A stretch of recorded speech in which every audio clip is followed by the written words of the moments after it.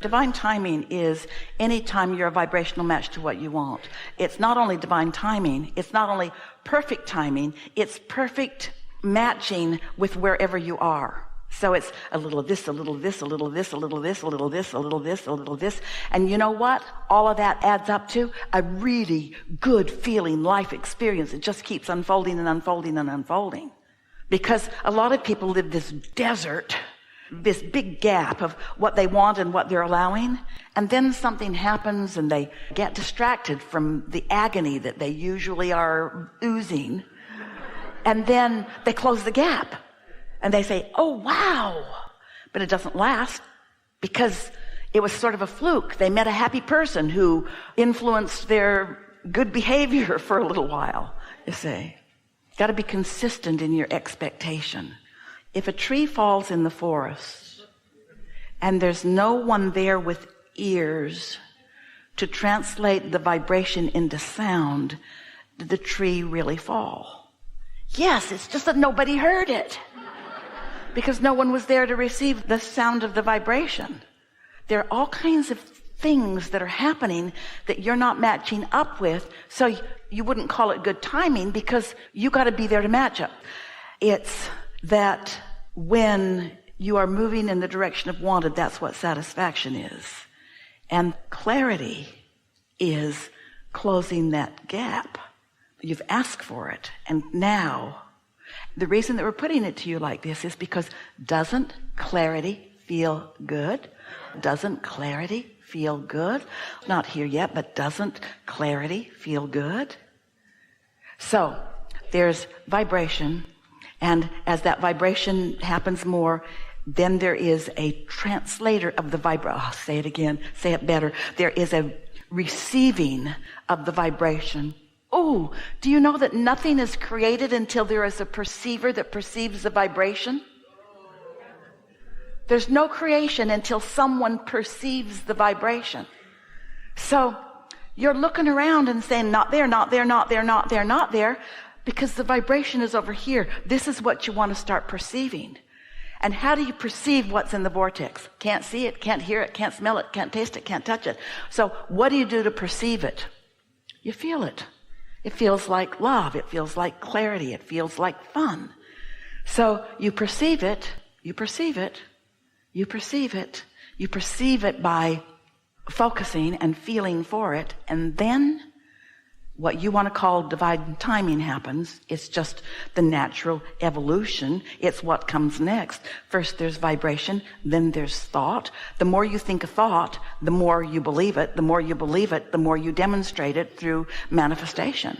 When you think a thought often enough, when you feel an emotion often enough, then there is a vibration that becomes expectation. So can you just imagine for a moment what the power of positive expectation is?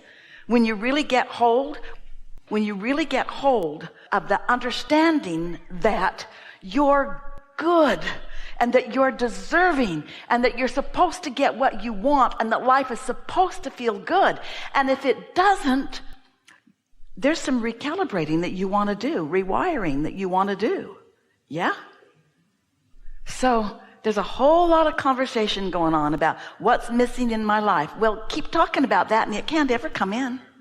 It can't come in. What's missing in my mate, what's missing in the government, what's missing in life, what's missing on the planet. As long as that's what your belief and your expectation is, there can't be enough divine timing and enough divine looking and enough divine loving, because source energy doesn't have the power to tend to your vibration. You're the creator. You do that.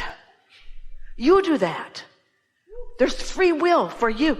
You have the free will to live a shitty life.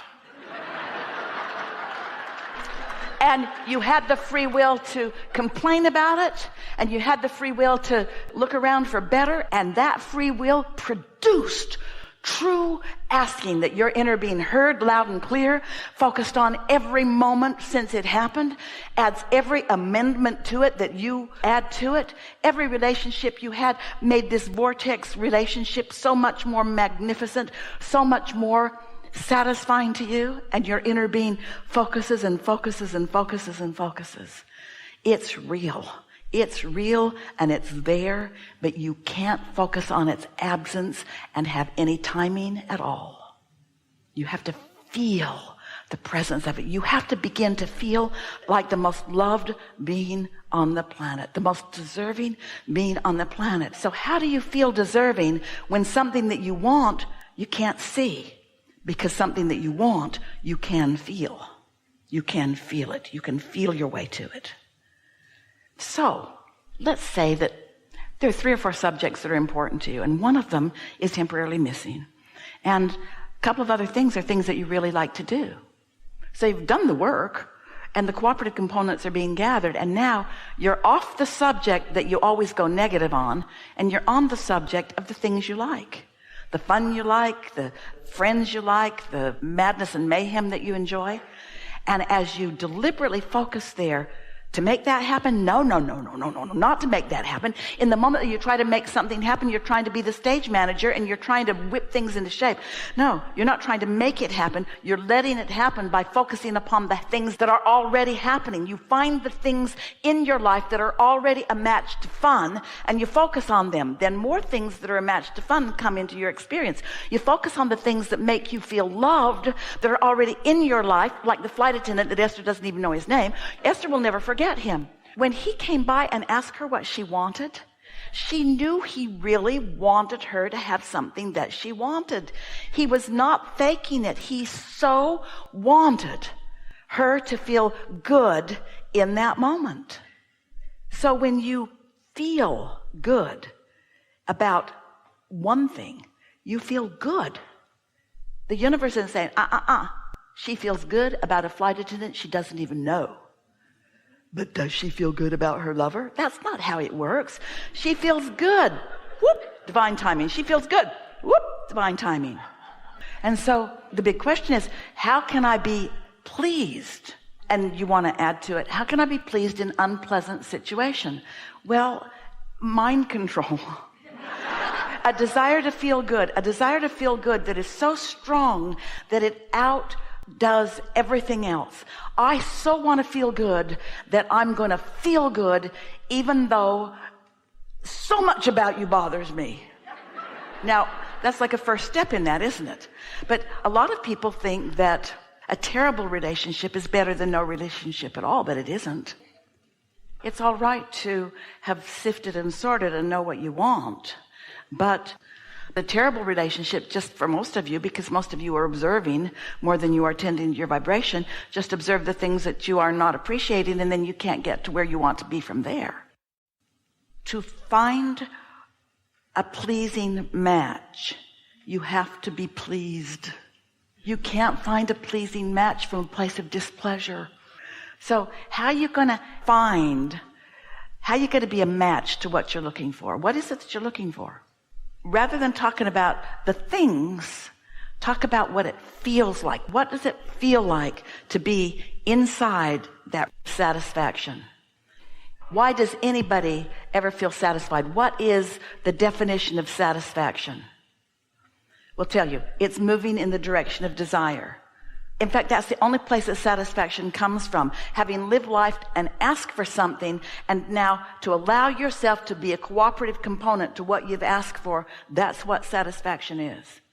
So what satisfying, happy. So conjure it, fill it in a little more. They can't just be words that are either empty or words that mean the opposite of what you're feeling. You know when most people talk about love? When they really want some. When they really don't feel love, but they really want love. Well, you can't get there from there. That's looking for love in all the wrong places. We've been saying that for a long time, but it's not looking for love in all the wrong places. It's looking for love from the wrong point of attraction. It's looking for love without it, when you're never without it. You're never without it. Esther's in love with the flight attendant and with the people who talk to him, and with Michelle, and with the girl who sat next to her. That's how you fill that in. You see what we're getting at? And so the black, the feeling of I don't have it, is the feeling, which is your point of attraction. And then you double down. And I've been trying. I've been meditating.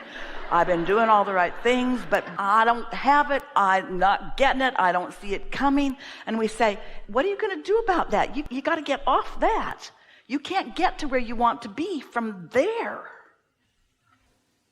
Your desire is strong. It's in your vortex. Good. We don't mean anything. We're not trying to make a big point of the and yet. And yet, it feels to you like you need to identify the problem.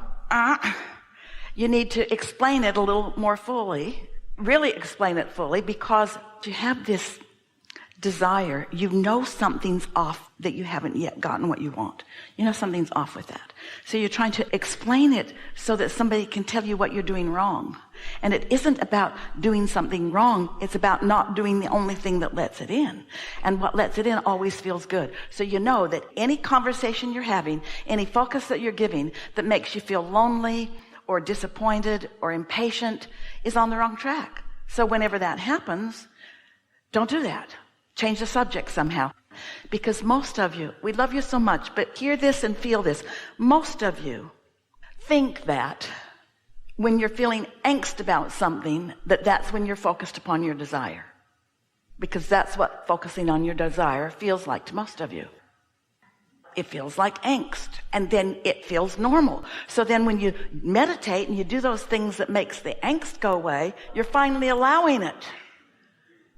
Most people think that they have to struggle and strain. There's no pain without gain, is what humans tell one another. And that's a big flawed premise. There's no gain with pain. The pain put a lot of gain over there. You're just not going to get any of it until you stop focusing on the pain. And humans want to say, I would focus on the pain if you'd give me some gain. And we say, you can't get the gain. You don't get off the pain. And you say, that's jacked up. But it is consistent. Most people don't get how it works. Most people think that there's someone that holds the pie, and that if you plead a needy enough case, that some arbitrator that is splitting the pie up with some sort of rationale will give you the slice of pie that you need. But the law of attraction matches things.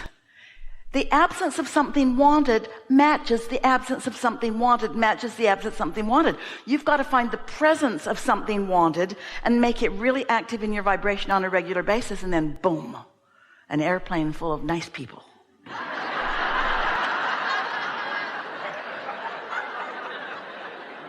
You know what it's like to be in a situation you don't like, and you automatically launch this rocket of desire, the upheaval of what you don't want, put what you do want in great clarity in the vortex. Isn't it understood? In other words, if someone is mean to you and you feel broken and you're crying, isn't it understood by any reasonable person what it is you want? Kindness and love and harmony and matching and more and more and more. And so it's over there, and your inner being's all over it, and the law of attraction is too. What are you going to do now to match that instead of the absence of it? Your habit is to worry about it and to discuss it with other people. You can't get to where you want to be by trying to rub out its opposite. Rubbing out its opposite just holds you over there with its opposite. Yeah.